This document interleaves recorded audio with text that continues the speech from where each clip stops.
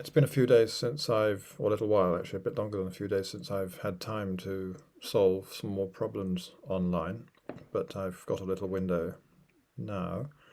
If you haven't watched one of these before, I'm working through the exercises in chapter 1 from a book called Problem Solving Strategies, and the problems are about, they're all problems that require you to find some quantity that will help you with the solution, some quantity associated with the problem that either stays the same or always decreases or something like that. I've been trying to get more systematic at them, so part of my aim of working through these problems is to get a little bit better at them as I do so. I think it may be working to a small extent, but I'm going to try and make it work a bit more by being more explicit about how the need for an invariant could arise with each problem. So I'm going to try and think, for each problem, why has this got anything to do with invariance? What invariant might we be looking for? What properties would we want it to have? What kind of values is the invariant likely to take, and that kind of thing. It's just in an effort to be more systematic. So let's get myself some paper up, and that's something else there. So let's get a nice fresh sheet and have a look at question. I've done up to question 23 in the list, so I'm going to look at question 24. And it says, I'm feeling slightly scared already. It says start with an m by n table of integers. Scared just because I have had some difficulty with problems that start like that.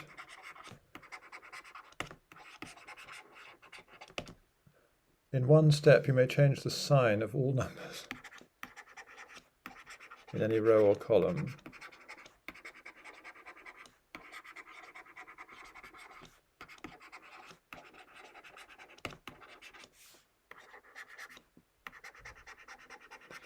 Won't be long.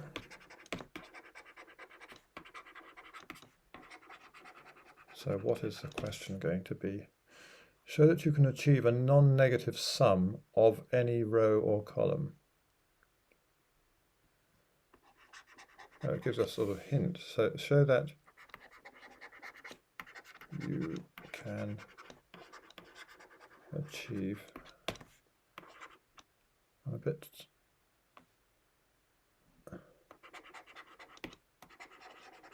I'm confused by the question. What does it actually mean? Because supposing I've got a row, why can't I just change the signs in every column in order to make the integers in that row non-negative? And in that case, the sum of that row will be non-negative. So why is the question not trivial? Obviously, I've misunderstood the question, so let's have a look at what the hint says. Construct an integral function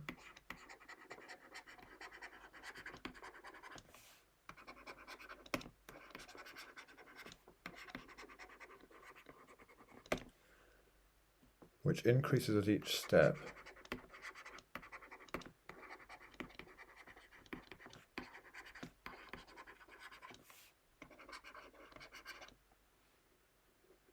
Oh, I understand now, but is bounded above. So it was the use of the word any, which is always a dangerous word to use in maths, because one doesn't know whether it's an existential or universal quantifier. In fact, I was interpreting it as existential, which made the question trivial, but in fact it's universal. So we want all the row and column sums to be non-negative. That's a bit more interesting. Then it must become constant at some step, reaching its maximum. I won't write that down because that's okay. Perhaps I will sort of must eventually be constant. Okay, so actually what I was going to do in this of trying to find some, to work out first where invariants come in, the questioner has done for me, so that part of the process. has been done. So it said an integral function, in other words, an integer valued function.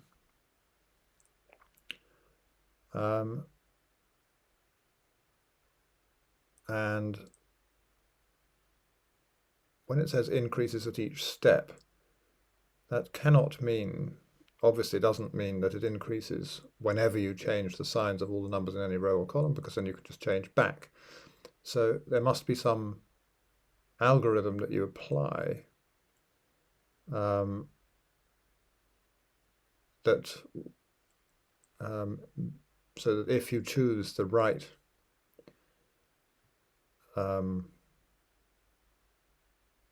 things to change, then it will go up. So one potential idea would be maybe you just greedily say to yourself, well, I'll just find any row or column where the sum is negative and flip the signs in that row or column, and that'll make it positive. The advantage of that would be that if the algorithm terminated, you'd know that you had a non-negative sum in every row or column, because the definition of the algorithm is that if you ever have a negative sum in any row or column, you flip them. So that seems like a very good hypothesis here. So my hypothesis is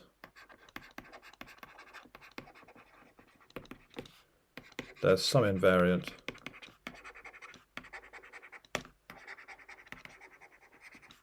such that flipping signs in any row or column with negative sum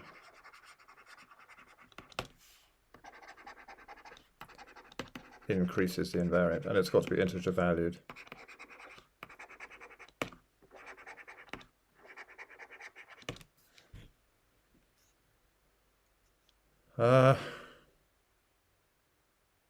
I'm sort of looking at that and thinking, well, what if I just took the sum of everything? Doesn't that just trivially work? In other words, if I've got everything in a row, if I've got a row, sorry, where the sum in that row is negative, then the sum of all the entries in the whole matrix, if I flip the signs in that row from negative to positive, I'm going to add, if the sum was minus m, I'm going to add 2m to the total. So it seems as though this question was easier than I thought. Actually, I just will mention a quick thought that I had in mind.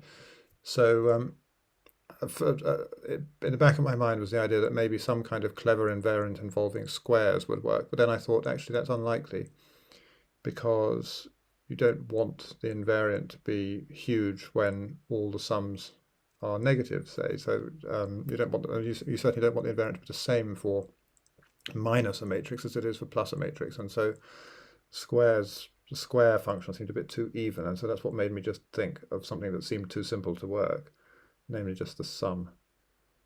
Is that really it?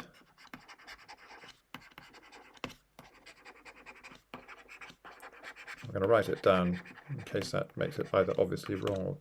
My only hesitation is just that this happened so quickly and easily that... So let me just run through the proof once more. So let's start with an n by n table of integers. So the sum is going to be an integer, a sum of all the entries. And so what I'm going to do is, if I ever have a row or column such that the sum of the integers in that row or column is negative, then I'll multiply that entire row or column by -1. That will change that sum from negative to positive, and it'll leave the rest of the matrix unchanged. So the sum will go up, and the sum is bounded above by the sum of the moduli of the entries of the matrix. And so the process terminates, and it seems to me that the entries in the table do not have to be integers, because there's only a finite set of possible sums of plus or minus the entries in the table. 2 to the mn at the very most, and every finite set has a maximum, so it's enough. And then the argument that the sum must go up if you flip all the signs in a row or column with negative sum still seems to work. So it didn't have to be an integral function. Okay, I think that's sort of just dropped out, just like that. So let's move on. I hope I haven't made some daft mistake and not noticed that the question is more difficult than I thought. So assume a convex 2m gon. The wording of all these questions is a little bit strange. For me, you don't assume objects, you assume statements, like that there is a 2m gon or something like that, but or let a1 up to a, and this is the notation from the question. So I presume that a1 up to a 2m are the vertices of the 2m gon. In its interior,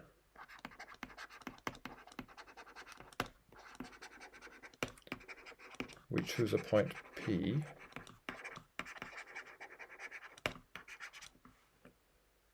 which does not lie on any diagonal. It's not how I would... Okay, brief rant here.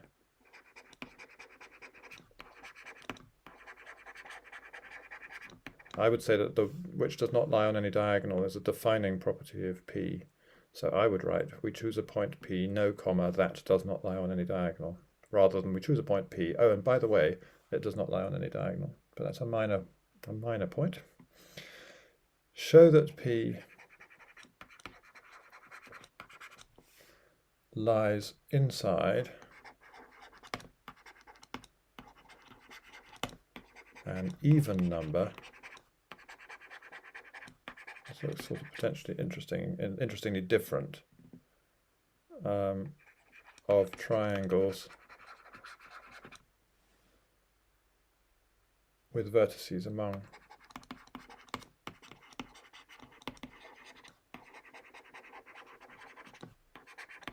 A1 up to A2M. Now I'm getting slightly anxious about this question just because of what the meaning of inside is. I think a natural interpretation would be in the interior of the triangles. And now that I come to think about it, perhaps that does not matter, because if you have two triangles like this, and you have a point here, and you want to decide, does it lie in the interior,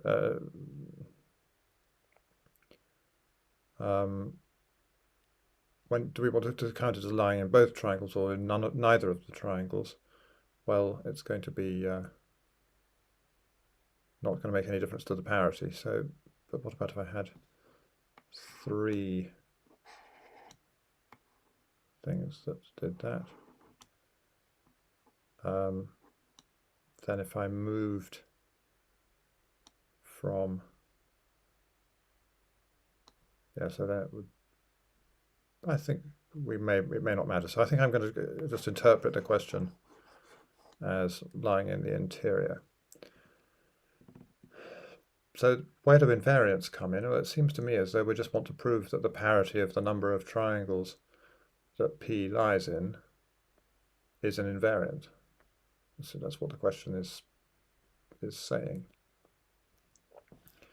So let's just set it to convex. It'd be interesting to know whether that really matters as well, but I think I don't want to explore that.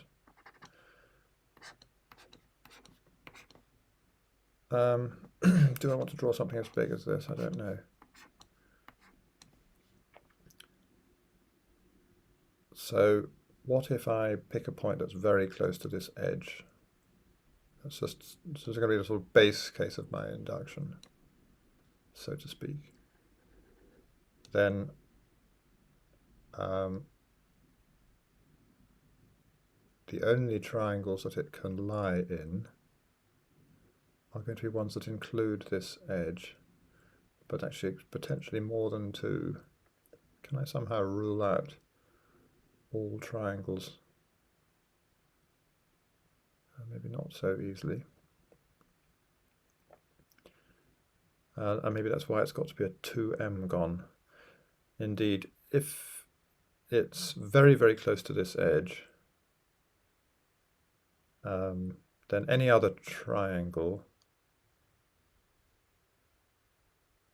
involves at least one vertex that is not one of those two vertices. I think we can certainly ensure that it doesn't lie in any other triangle. So the triangles it lies in, let's say that's A1, A2, and then we've got A3 all the way up to A2m. So how many triangles is this point lying in? It's lying in 2m minus 2 triangles, and that's an even number. So we certainly, I think, got that if a point is very, very close to an edge, then it lies in an even number. And then I want to prove that the parity of the number of triangles it lies in is constant. And it seems to me that if you ever cross an edge, so supposing here we're in a region where we are in R triangles, and then we move over to here, what could happen? So that edge is going to connect two vertices. And up here we're going to belong to some, if we're very close to this edge, I think I may be about to come up with a proof. If we've got a point that's extremely close to this edge, then it's going to lie in every triangle that contains this edge and a point on this side of the edge. And if it lies extremely close to the edge on the other side, it'll be contained in every triangle that contains this edge and one of the points on the other side. So how many points are there here? Let's say there are R points here, and there are S points here. Then we get that R plus S equals 2m minus 2, so it's even. And so S minus R is also even. So the parity as you cross an edge of the number of triangles you're in. So the only change you can make to being in a triangle is if it's a triangle that contains this edge. And we've just worked out exactly what that change actually is. And therefore we've shown that the parity is indeed an invariant. And as I say, it started, in fact I could have started with a point outside, I think, outside the entire 2m gone, which is then contained in none of the triangles, and then used this argument in a sort of degenerate case to save myself the rather similar calculation that I'm in an even number of triangles when I first cross into the 2m gone. I think I prefer that slightly. But that's just a small aesthetic point. So I would regard that problem as solved, but I still haven't been faced with a challenge yet of working out in a slightly non-trivial way where invariants even come in. It's been clear in both questions, one because I was just told, and one because the question just was asking to prove that something was an invariant. So let's move on. 3 automata IHT. So although the questions are slightly oddly worded sometimes, they're also quite entertaining when you get things like the first two words being 3 automata. IHT, maybe we'll see why those letters are chosen in due course. Print pairs of positive integers on tickets.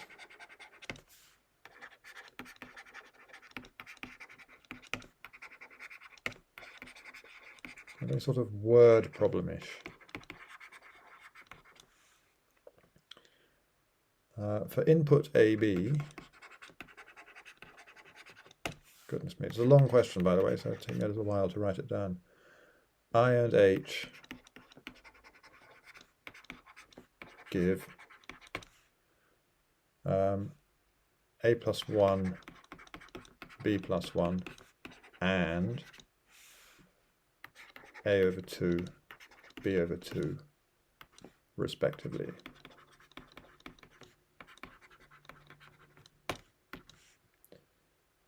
H accepts only, not surprisingly, even AB. So in other words, we want to stay being an integer.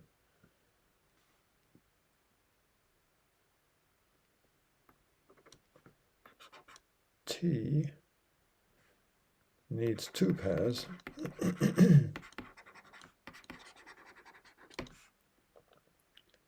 AB and BC as input. I like this. And yields output. Sorry about the lack of space there. AC. Starting with 519.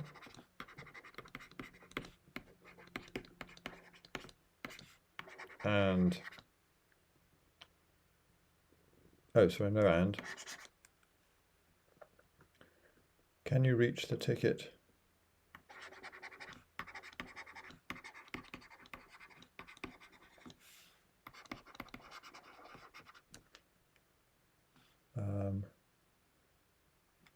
A 150, B 100. So this one's likely to take me longer because probably the answer is no to one of them and yes to the other, and the yes one sometimes takes quite a long time in these sorts of things. Initially, we have AB, A less than B. This is what the question says. I'll have to make sense of it in a minute.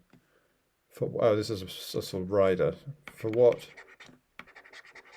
So after you've done the first part, you're then meant to generalize. For what n is 1n reachable? Okay, I've done a few questions a little bit like this, I think. Sort of things that involve 2 and operations that, well, actually, no, so this doesn't look as though highest common factor is going to come into it because we've got this a plus 1, b plus 1. Now what I'm confused about here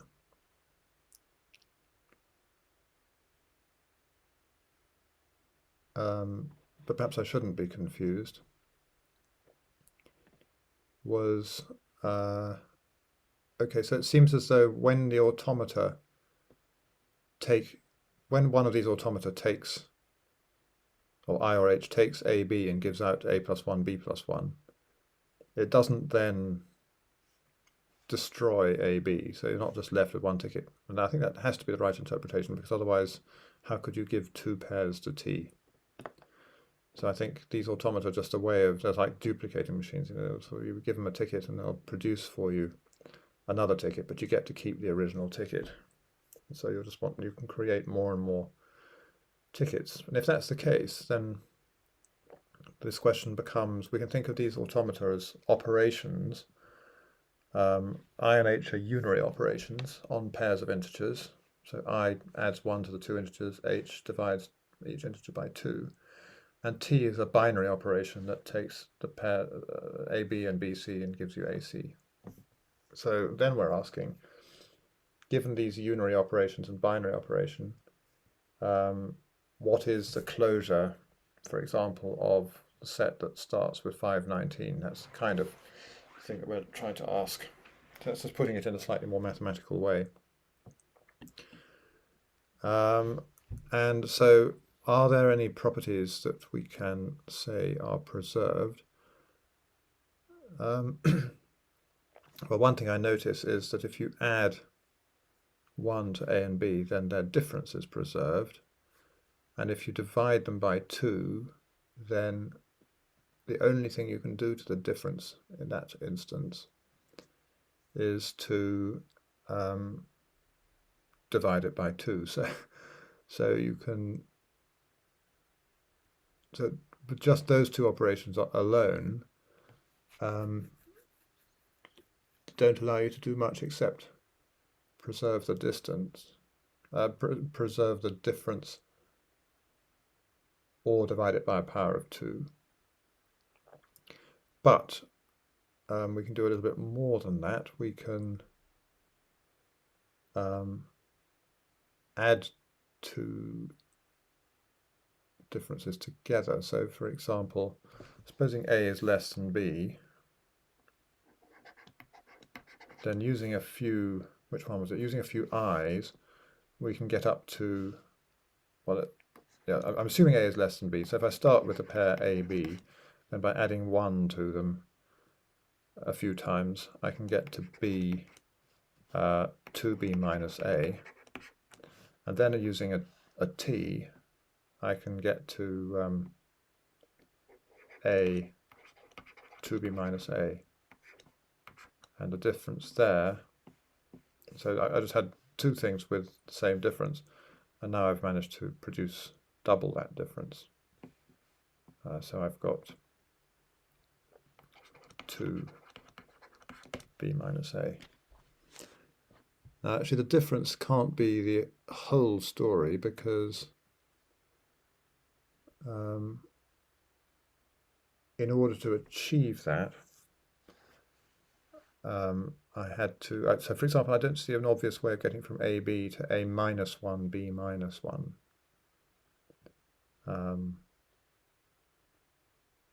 In fact, what about the minimum of the two? What can I say about the minimum of the two?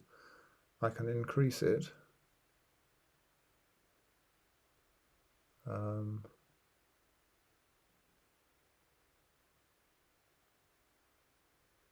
Maybe I'll just, having had those little thoughts so far,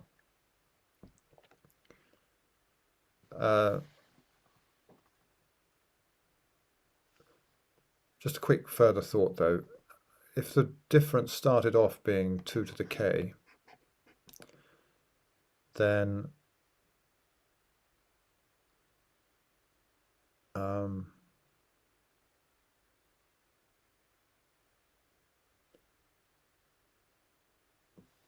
yes, so if I've got, let's write it like this. If I've got A and A plus 2 to the k, then I can get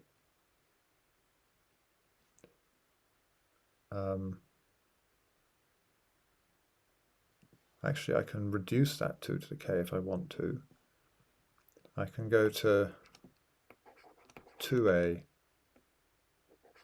plus 2 to the k, that's by several operations of I, and then I can go down to A plus 2 to the k minus 1.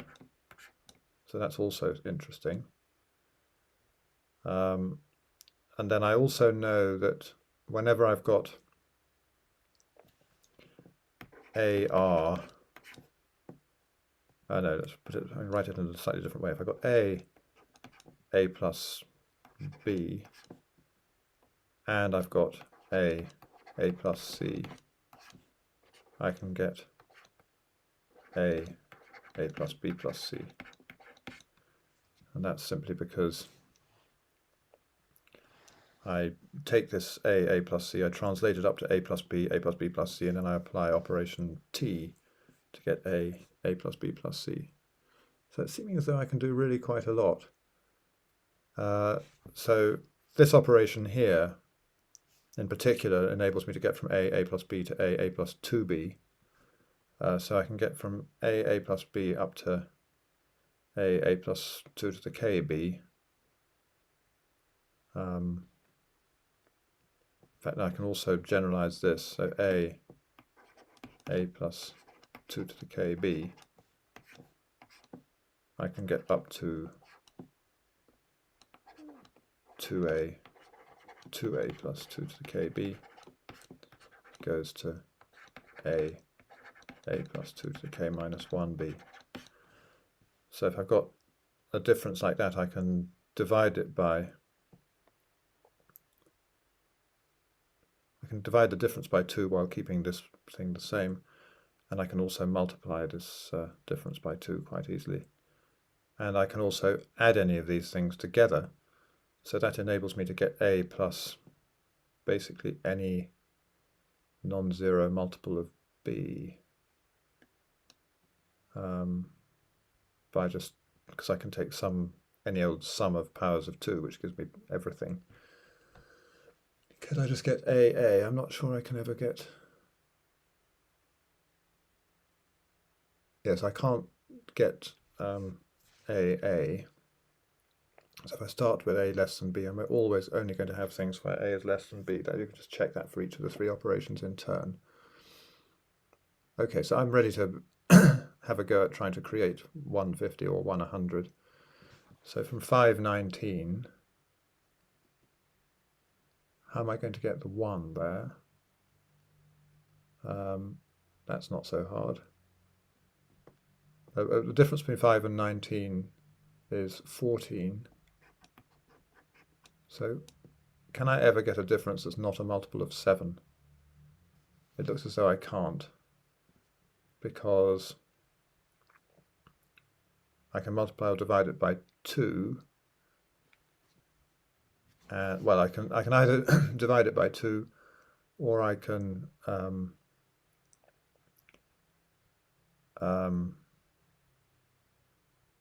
add 2 differences that I've got together. So if they were multiples of 7, they'll still give a multiple of 7.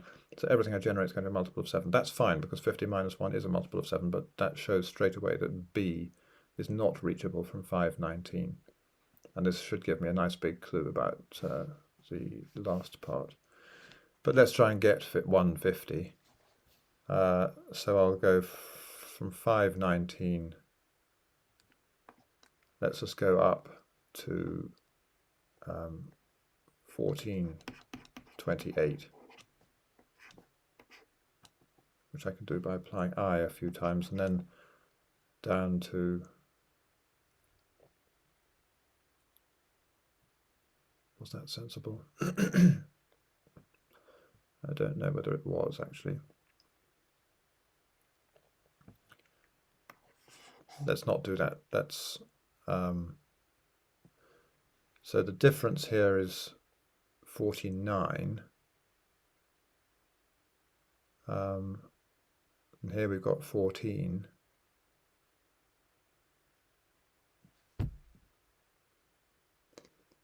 So I know by what I've established that I can get a difference of 49. But how do I...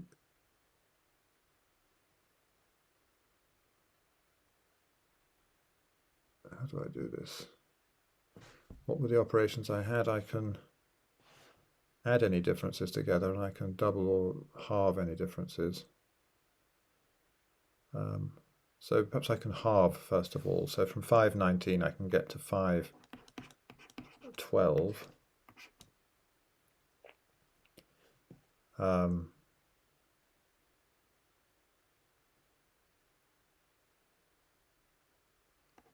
But I'm not sure. I think I slightly regret that. So we'll go up to 8.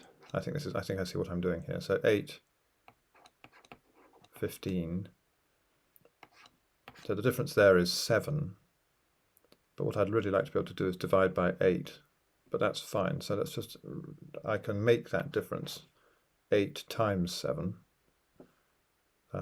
by simply doubling it 3 times. And I know I can double the difference. So this was 8 times just 1 7. Now make it 8 plus 56. So I can get up to 8.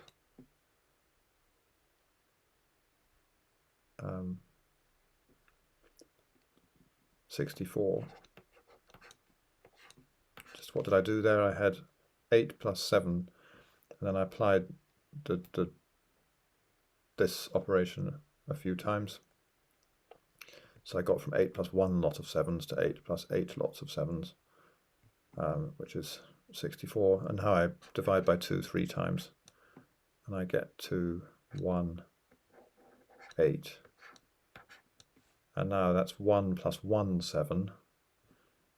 But I can use this adding thing to add as many 7s as I like and get up to 1, plus 7 sevens, which is 50.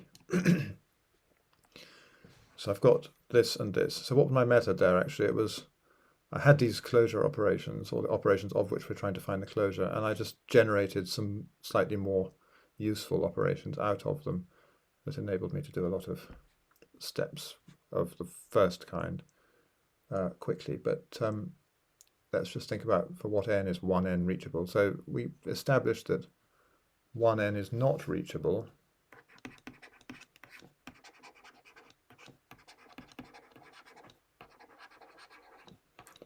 if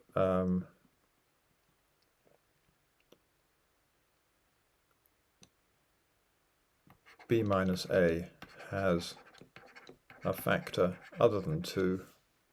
There must be a nicer way of saying this. Or other than a power of 2. Perhaps I should say a prime factor other than 2 that is not a factor of n minus 1.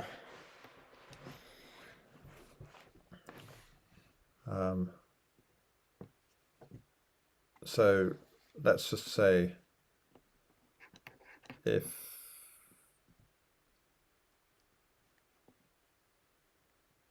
largest odd factor, so now I want to prove that what's a sort of slicker way of saying that? I want to say that necessary condition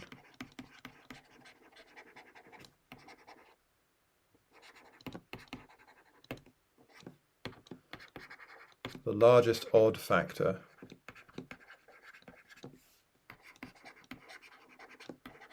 of b minus a divides n minus 1.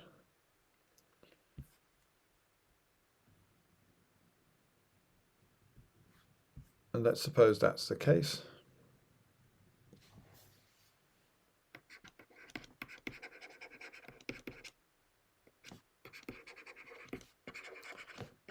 I want to prove that we can do it. So let the factor be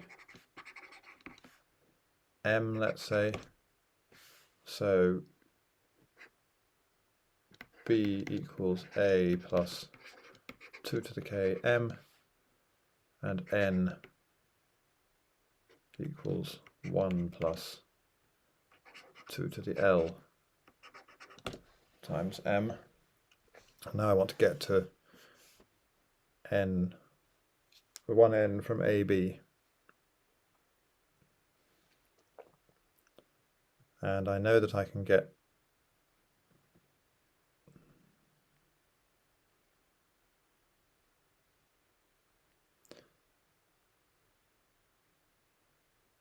so let's go let's just try and use the method that I used before to get 150.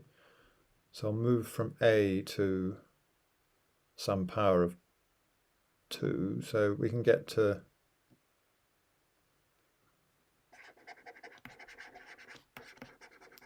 from a plus 2 to the k m to 2 to the k. Let's start with getting, actually, we know that we can change this difference by a power of 2. We've established that.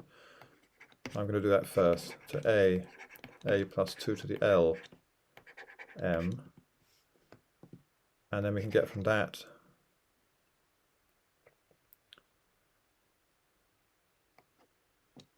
r. So what if a is really quite big?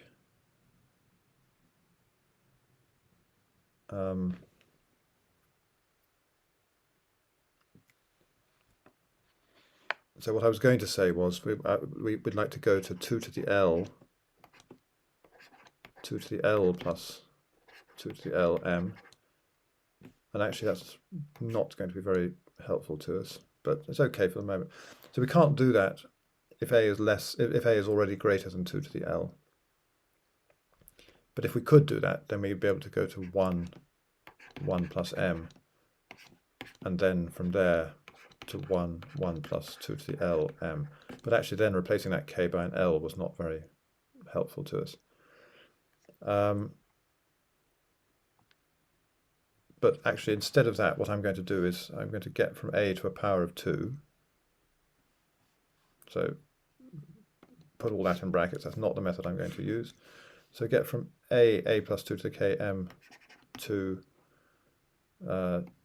new letter 2 to the R, 2 to the R plus 2 to the K, M, for some R, I don't really care what it is, to 2 to the R, 2 to the R plus 2 to the, let's make this R nice and big. Actually, perhaps it doesn't matter. 2 to the R plus L M. And I've chosen my R in such a way that actually no, I can really, I know that I can change this. Oh no, sorry, I have made a mistake there. I can't change that bit however I like. So let's not try to do that straight away. So was I able to do this? Yes, just by adding something to A.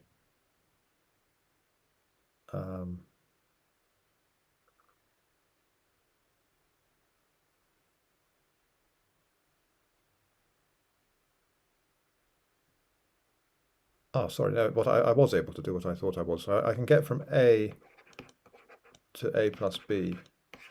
I can get from there to A plus 2B. So this is my A now. So that I was able to do what I suddenly had a worry that I couldn't, but I can. So 2 to the R plus 2 to the R plus L times M. As long as R plus L is bigger than K, there's some multiple of 2 to the K M, which is 2 to the R plus L M. And in fact, I could have divided by. And from there, I can just divide through by 2 to the R and get down to 1 plus 2 to the L M, which equals 1N.